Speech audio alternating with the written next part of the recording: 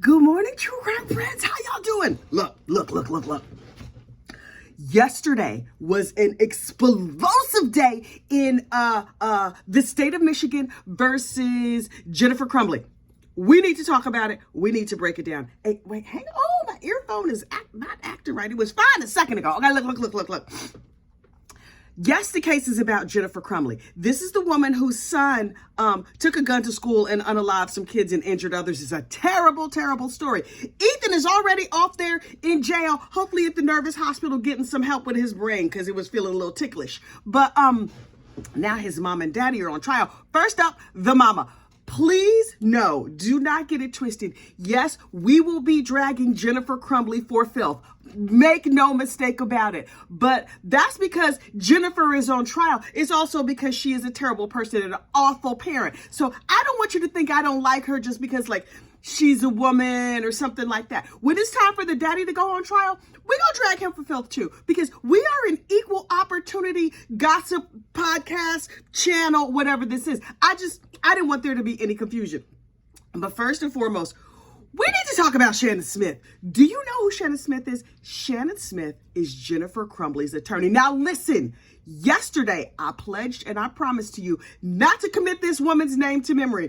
But what she did in court yesterday was so crazy. I was like, who is this heifer? Google, let me know who this heifer is. Number one, I have a very bad memory. Much like the witness on the stand yesterday. Child, I do good to remember what this channel was called. But Shannon Smith was the name of my best friend from first through about 5th or 6th grade. So I was like, dang, she got the same name as my childhood best friend. Shannon Smith, girl, if you're watching this, hey, how you doing? Listen, it's a common name. It's probably a whole lot of Shannon Smiths out there in the world. I'm looking for the Shannon Smith who lived in Indianapolis and went to PS 110 back in 1976. Y'all fan out and find Shannon for me. Anyway, look, Shannon Smith, the lawyer. You know, I had to do an intense Google search because there was a word that I wanted to use to describe her this morning, but I was not sure if it was offensive. And so I was like, dear Google, I can't even say the word because you know I'm not trying to get canceled. But apparently, you can use the word savant. You just can't put that other word in front of it. So we're going to refer to her as a legal savant because this woman, in my estimation, is a brilliant lawyer, but she has some downsides, and we're going to get into them in detail. Number one, this is what happened in court, just so you know, for reference purposes. Shannon Smith got up there, and as is her custom, she whined and she clucked like a chicken, and she was like, Your Honor, all over the courtroom, right? And I was like, this heifer, I cannot with this lady. And so she's like, Your Honor, well, see, what happened was, and I'm just like, why does she remind me of like a 15-year-old Valley girl? Like, what is happening with this lady? Here's the thing.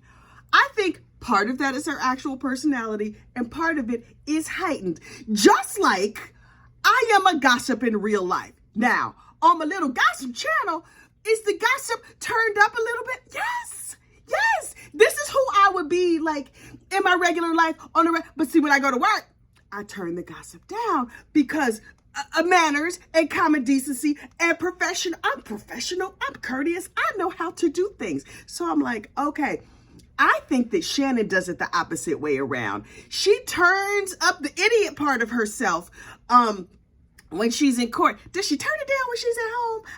I'm asking for myself. So she got up there in court, and the judge had ruled like 2 years ago or whatever, we're not going to talk about the fact that your client, Jennifer Crumbley, is a no-account trollop. We all agree that, yes, she is a garden tool, but we are not going to discuss it. Everybody was like, okay, we're going to agree that she was just dropping it low and spreading it wide all over the state of Michigan and other states as necessary, but we're not going to discuss that because that would be prejudicial. Because you're thinking to yourself, this lady has spent money on her horse. She's reportedly spent money on alcohol. She spent money and she's paid her time and attention to everything in the world, just not her child. And now she's shocked.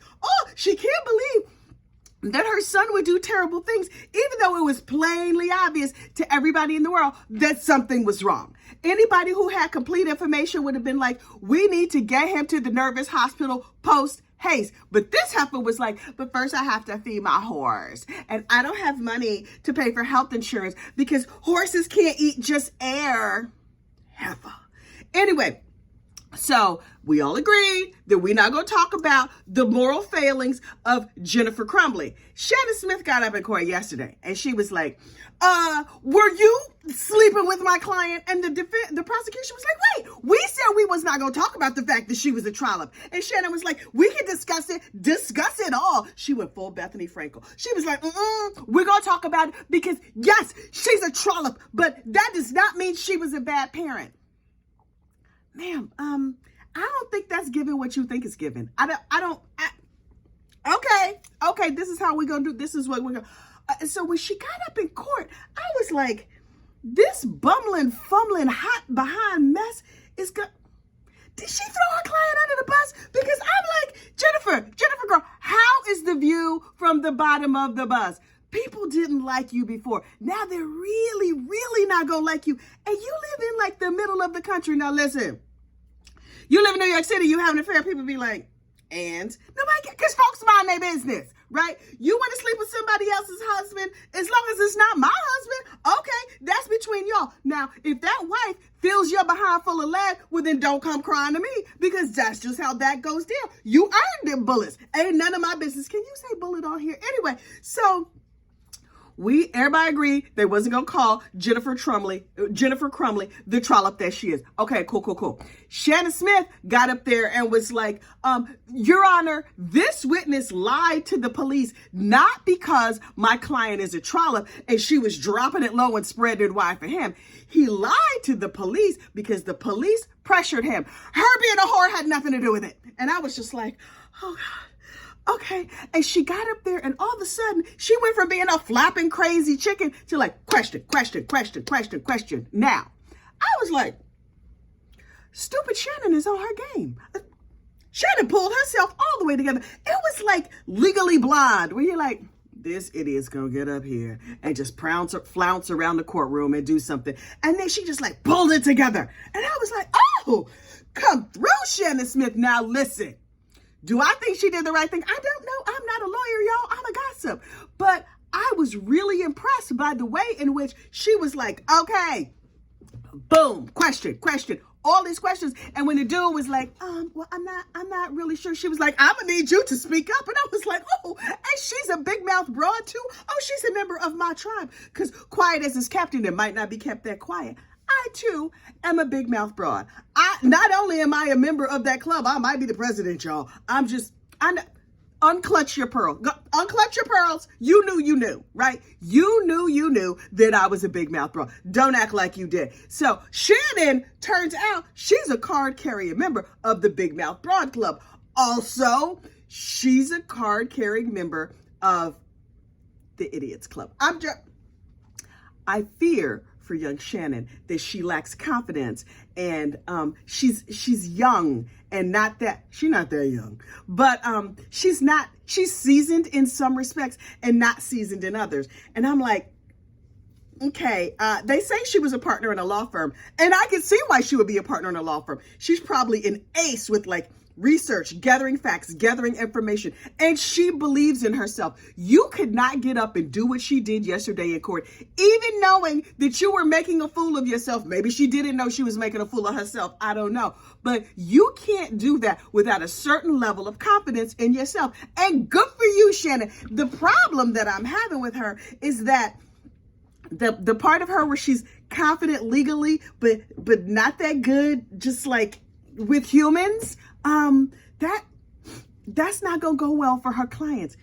And so I'm thinking to myself, did any of her clients ever get off in court? Because I'm just like, if she had to just like write stuff, I bet you she writes a mean legal brief. I'm telling you, that brief is on point. But thinking on her feet and standing up and saying things and getting things done, that's not where her gifts lie. And listen, I don't have that gift. I mean, listen, I could talk on my feet because quiet as it's kept. I do these videos in one take. I turn on the thing, I talk, and then I just send it off to the internet, and the internet is going to do what the internet is going to do, which is why I live in terror that I'm going to say the wrong thing, because you know I don't edit. It's not that I don't know how. I just don't like to, and I have better things to do. So anyway, so I'm like, Okay, young Shannon, I'm going to do a little research and find out just a little bit more about you. So I went to her website. Lord Jesus, why did I go to this lady's website? What? It's certain things you can't unsee.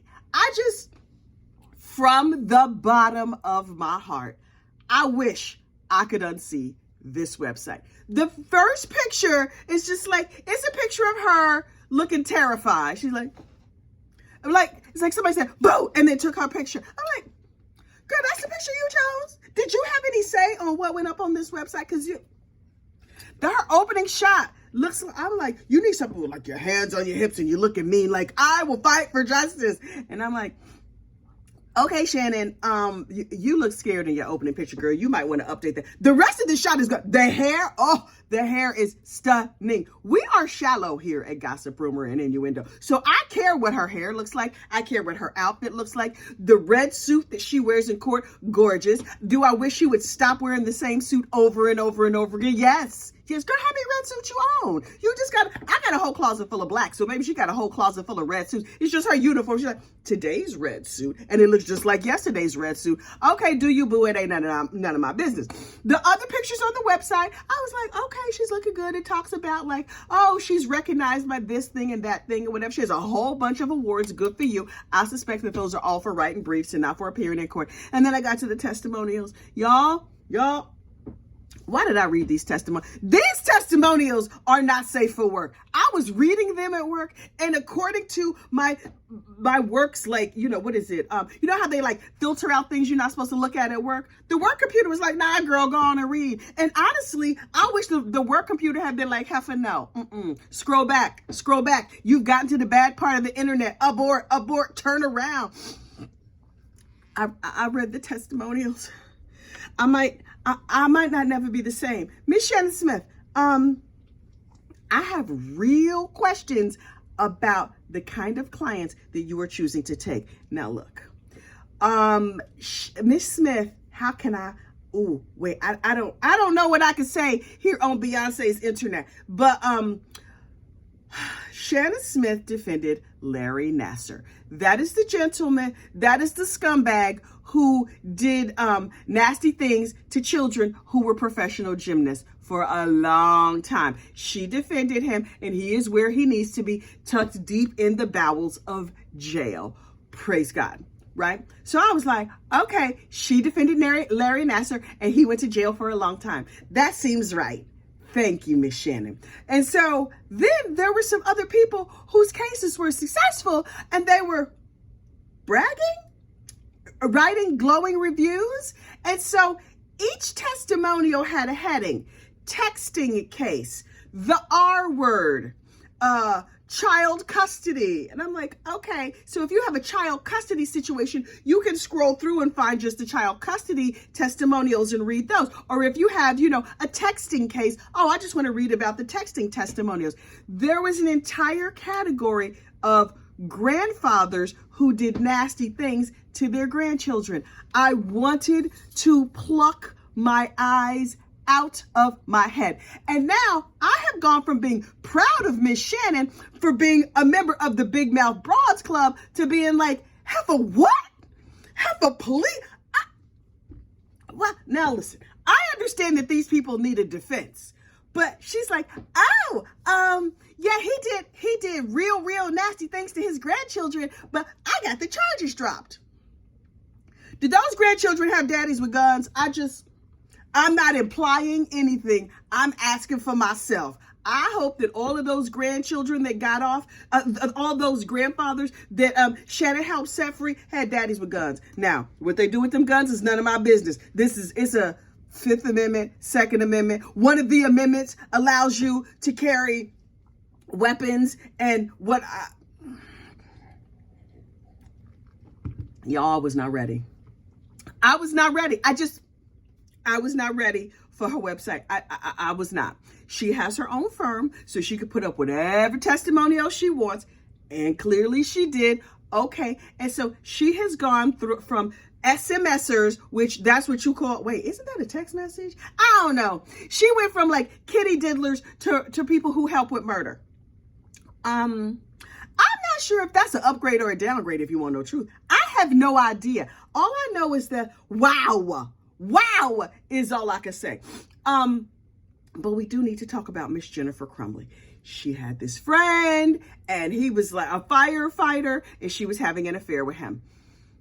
Okay. And so initially the lawyer was like, we don't want anybody to know she had an affair, but people have affairs. That doesn't mean that they don't take good care of their kids. Okay, I get that. But having an affair means you have less time and focus to take good care of your kids and make sure the guns are taken away and that they're not out here unaliving other people. Okay, so I don't know if Jennifer understands like how the world works, but and how perception works, but that's what that means. And then as soon as her son was in terrible danger, terrible trouble, doing horrible things because of his mental illness or whatever other reason he had, she was like, that's terrible. He was my whole life behind my lovers and my horse and my booze and 50 other things in my job. But, oh, this is terrible. I'm going to have to get a lawyer for him, but also a lawyer for me. I'm going to need to protect myself because I'm not trying to be no parts of this. And so she ran away and she hid someplace in Detroit. Enter the hipster barista. Listen. Jennifer hid in like some buildings that had a bunch of offices and they were sleeping on a dirty mattress on the floor. Honestly, the fact that she had to sleep on an abandoned mattress in an artist loft or whatever, that alone is enough to make me not ever commit a crime. Ever. An unknown mattress with no fitted sheet? It was not a fitted sheet to be seen. When they absconded, when they came in and they arrested these people, I was like, oh my God, the dust, but you know I'm a snob, y'all. You know I always got my pinkies out. So I was like, okay. So she and her husband were discovered by a very rich hipster who was a coffee baron. Sir, this dude looked like, okay, I have a beard. I was like, are we in Seattle? Is this case taking place in Seattle? He had a beard. He had a hat. You can wear a hat in court. Okay. I guess that was his good court hat. I don't know how that works. But he was just like, hey, yeah, I saw them. I was freaked out. How much weed had that dude smoked? I'm just asking because I'm nosy. So he was just like, I was scared. I was hiding behind a bag of coffee and I called 911 like, hey, 911, y'all know about the school shooters' parents? I think they're here. The 911 operator was like, what, girl? We on, bro. What shooting? It was a shoot. Hang on. Let me get some more call. Let me get another sip. There's some crystal. Girl, can you bring me one of the chocolate ones? I got a dude on the phone who's called about some people. Hang on. The 911 operator was like, say what now? He did what now? They're where? Do they look dangerous? What are they wearing? Wait. You brew coffee? How you driving a fancy car if you brew coffee? Because that's the question I was asking myself. But this dude has like a fancy Lambo, Maserati, something or whatever that he drives. But that's just like his fun car. His day-to-day, everyday car was a BMW. And he keeps his cars like in some locked up secret location wherever. And he was in his locked up secret location when he saw no account Jennifer and no account James hide from the police. I wonder if he got a reward or something, but he don't need a reward if he's like a coffee zillionaire. Okay, cool. Also, that explains why my cup of coffee yesterday was $8. Because Mr. Starbucks is living high on the hog. I don't even know who owns Starbucks, and don't tell me in the comments because I don't care. And yes, I pay too much for coffee. Mind your business. So anyway, the hipster dude strolls in and he's like, there's some people over there. I was coming here late to work and I found these criminals and I'm terrified of criminals even though I live in Detroit. Sir, I've been to Detroit. I understand that there are nice parts of Detroit in the suburb. Bloomfield Hills, lovely, delightful. But like the heart of Wayne County, hey, Detroit, listen. I spent a piece of my childhood in Detroit because this is off topic. Look, apropos of absolutely nothing. My great Aunt Pauline lived in Detroit when I was a child. And she was a little old lady, but sometimes when my mama needed a break, she would send us up to stay with Aunt Pauline. Oh, we loved Aunt Pauline. She had this little dog, Kiku, who used to bite our ankles. Child, that's another story for another day. So anyway, we would be on the bus with Aunt Pauline because she was an old lady and she didn't drive. And so we would get on the bus and we would go places, mostly to funerals, but sometimes to the grocery store, but to a lot of funerals. So anyway, we be on the bus, and you sitting on the bus, you riding right along. Oh, look, this is a beautiful Detroit. They call it the Motor City. How about that? And she's like, you see that corner right there? That's the corner where Miss Van Sickle got mugged. And you be like, oh, God, we should avoid that corner. You drive along a little bit more. Oh, you see that corner right there? That's the corner where they snatched Miss Smith's purse. And you'd be like, oh, wow, that's terrible. And then later you get back home. She's like, so you see that supermarket we passed that had the plants and stuff and the bars on the windows? That's a supermarket where the guy cut the strap on my purse and stuck my bag. What? Detroit. Calm down. Every corner is like the scene of a crime. But it was like, those were our tourist destinations. Did we go see whatever other fancy things they might have in Detroit? No, we went to see Canada. But all I saw in Detroit was locations of crimes. All of that to say, Detroit seemed dangerous. And how is this dude shocked and appalled and clutching his pearls because he saw a criminal? Sir, if Detroit is like it was back in the 70s, which I understand that was a long time ago, but if Detroit has not changed that much, you should be used to crime. Ain't you used to crime? My auntie's house, may she rest, has been leveled, knocked down because it was so many empty shit. A big, gorgeous house. But she on a block, a big, gorgeous house with bars on every single window. Child, they have knocked down all them houses because people was hiding dead bodies and stuff in the houses. Detroit. He's shocked. He saw a criminal. Sir, calm down. Anyway, so Jennifer Crumbley has been well established to be a trollop. Oh, but wait, there's more. Because we found out about this one little side man she had, this little firefighter she was having an affair with. And then later we found out in the trial, it wasn't just him. Oh, she's not a garden tool. She's the entire garden shed. She's the rake. She's the shovel. She's the hoe. She's the corn fork. She's everything. Ma'am, did you think this was going to help your case? Because I believe from the bottom of my heart that this information is more prejudicial than probative. Because yes, we knew you were a terrible parent because we've sat through this trial and we have some highly sensitive recording devices called our eyes and our ears. See, we hear things, we see things, we looking at you crazy, we trying to figure out what this man saw in you anyway. Also, did you notice that her lover and her husband looked a whole lot alike? Was it just me? That's what I noticed. But I was like, okay, trollop, please sit down. I'm gonna need you to have all the seats in the world. In other trollop news, Lord, this video is getting long. In other trollop news, briefly as an aside, those of you who are in the members only spaces know that I'm following this Shirley Strawberry Nesto situation, which I have fallen back off of talking about. But a situation came up yesterday that I need to discuss, and I think that we as a community should review together. So we are moving on from trollop Jennifer Crumbley on to trollop silly Sonya, the side chick. As a brief primer, Steve Harvey has a morning show. And also he does Family Feud and some other stuff. Steve Harvey has a sidekick named Shirley Strawberry. Shirley Strawberry was famously single for many, many, many years. And finally she was like, I had found a high quality man and he is lovely and he is wonderful. His name is Ernest Williams, AKA Nesto. After 9 years of marriage, it has come out that Nesto is a con man. And not just like, he dabbled in con. His whole situation was that he's a con man and he ran romantic schemes where he routinely stole women's money. He also might have been a trafficker. Now, back in my day, we called it a pimp, but up now it's a trafficker. Okay. So he's a trafficker and Shirley is like, oh, no, I'm not dealing with this. But on the strength of, in the black community, we pay attention to Shirley Strawberry and, well, basically all the black people. We know about Nesto. And so I've been following Nesto's jail calls. Nesto's jail calls have been released by phone calls from prison. You caught up? Okay, so cool. On Nesto's jail phone calls, he's been talking to this woman named Sonya Durham. Sonya Durham is the side chick to Nesto. Cool. So jail phone calls come out a couple times a week. I listen to them. I have a good kiki and I go and I follow all the channels who are following the Shirley Strawberry drama. And I sit back and I enjoy my 22, it's only a 22 ounce cup today. This is my little cup. I sit back with my cup of coffee and I just enjoy and mind these other people's business because that is what I do for recreation. Well, yesterday, a jail phone call came out where Sonya, the side chick, said, ooh, Nesto, I had a dream that Shirley came to my house and I had to hide all the pictures that I have of you. And she's telling Nesto this whole story and about the dream, and the dream was so troubling and whatever. And I was like, wait. Clearly, if this was an accurate dream, it should have been that Shirley came to your house and beat the stew out of you. I'm not advocating for violence because that would be evil and that would be wrong.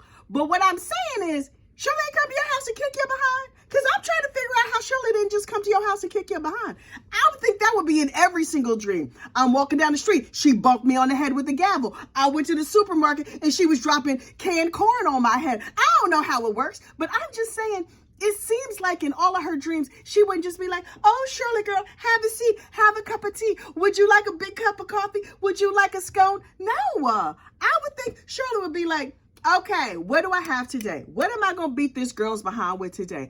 Possibly a croquet mallet. Like, I don't know. It just seemed odd to me. And also, if you are the mistress and you're having dreams about your man's wife, why are you telling him? That's a conversation for your trollop girlfriends. That's not a conversation for him. You know, she don't know the rules of mistressing. Now, clearly there's no mistress school because that would be, listen, there probably is. On this internet, it's probably a whole mistress academy. That heifer failed. But I think a lot of mistresses probably not that smart, so it's not that surprising. On the topic of dumb mistresses in the Black community, and please know, if it's not just the Black community, if I find some dumb white mistresses, I will be here to tell you about them. See also Jennifer Crumbley. Anyway, Sharina Hudson. Sharina Hudson was having an affair with Wendy Williams' husband. Wendy Williams, famous gossip Wendy Williams, New Jersey girl like myself. Wendy Williams is up here on the TV making zillions of dollars. Her husband, Kevin, who was trashed from day one. Listen, I followed Wendy from the time she was on radio, and her husband was trashed when she was on the radio. He owned a lot of little businesses all over Bergen County. And listen, these are some Jersey folks, so I know all of their businesses. Did my sons used to get their haircut at one of Kevin Hunter's barbershops? Oh, yes, they did. And up in the barbershop, were they talking all of Kevin and Wendy's business? For years and years and years. Anyway, so everybody knew that Kevin had a side chick, including Wendy. Sharina Hudson was Kevin Hunter's side chick for 15 years. And Wendy knew from day one that that was his side chick. Okay, cool. But she let it slide. Wendy had one rule: don't have a baby with the heifer. Don't have a baby, don't have a baby. Now, Kevin would take Wendy on a beautiful, gorgeous vacation, paid for with Wendy's money. And then he would have Wendy in like the 5-star hotel. And he would have Sharina over here in a 3-star hotel. Okay, heifer. But for years, Sharina was like, I'm a backwoods heifer. I'm from the pits of South Carolina. So a 3-star hotel is a come up from that sleeping bag on the floor that we used to have when I went on vacation as a child. So this is fine with me. Oh, she's all on the social media and she's doing everything. And Wendy let it ride.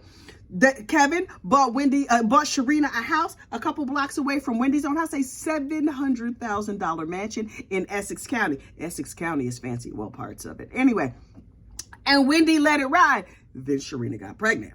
Oh, Wendy was like, so what we not gonna do is have no outside babies. You can't have an outside baby and still be my husband. Okay, so Wendy was like, I'm divorcing him. I'm firing him because, you know, he worked for her. And his whole life is over. His whole financial life is over. Okay, cool. Kevin was like, I'm not worried about it. Me and my side chick, we're gonna be over here. We're gonna live a beautiful life off Wendy's money. Well, then Wendy got sick, lost her mind, alcoholism, mental illness, physical illness. I don't know what was wrong with her. But Wendy stopped being on the Wendy Williams show, and the show was taken over by none other than Sherry Shepherd, who was a very good friend of mine. If y'all say something about Sherry in these comments, I'm gonna come for your head because I love me some Sherry. Anyway, so have you seen the video of me and Sherry on Who Wants to Be a Millionaire? Oh, child, we won $35,000 on Who Wants to Be a Millionaire. Anyway, because it was Celebrity Who Wants to Be a Millionaire, and I was her phone a friend. Don't look at that video, child. I'm so fat in that video. But anyway, we still won some money, and we talk mess about George Michael. So anyway, so where was I?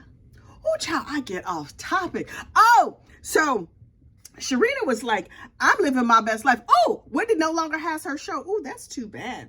But let me just drive on in my Maserati. How come trash people always drive Maseratis? Not garbage sanitation people, humans who are trash. Anyway, so when Wendy stopped working, she cut off that Kevin money. Kevin was like, wait, what now? Wendy, girl, I'm gonna need you to keep working because me and my side chick, we need money. So Wendy was like, heifer now. I put up with this for a lot of years. My mental health is bad. My physical health is bad. Y'all not playing with me. No money. Turns out Kevin, who was out here in these streets for 20 some odd years, touting himself as a brilliant, brilliant businessman, not so much, because all his businesses have failed. In the absence of Wendy's money, he has nothing. And now Sharina Williams is being sued by TJ Maxx for like $3,000. $3,000? She used to spend that every month on hair products. Now she's back down there in South Carolina with her outside baby without her man living at her mama's house. And she don't have $3,000 to pay TJ Maxx? Looks like karma woke up and paid you a call, heifer. I just needed to get that off my spirit today. Did that have anything to do with true crime? No, but that did have to. That was the gossip portion of the program. You know how you used to go to Bed Bath & Beyond, and sometimes you was looking for bed, and sometimes you was looking for bath, and sometimes you was looking for beyond. Child, that was the beyond section of this program. But look, this video was long. It's going to take 100 years to upload. Like and subscribe. Dang, I should say that at the beginning of these videos. Okay. Someday I'm going to get myself together, but y'all, it's not going to be today. You have a great day, and I will see you back over there in Recovery Addicts live feed, because now that's where I'm hanging out these days, watching this hot ass mess that is the case of Jennifer Crumbley versus the state of Michigan versus Jennifer Crumbley. Spoiler alert, this heifer going to be convicted. Now, will it be overturned on appeal? Unclear. I'm not a psychic, but if I had to predict, I would say, oh, this heifer going down, and I can hardly wait to see it. But we're going to find out. I'll see y'all later. Bye.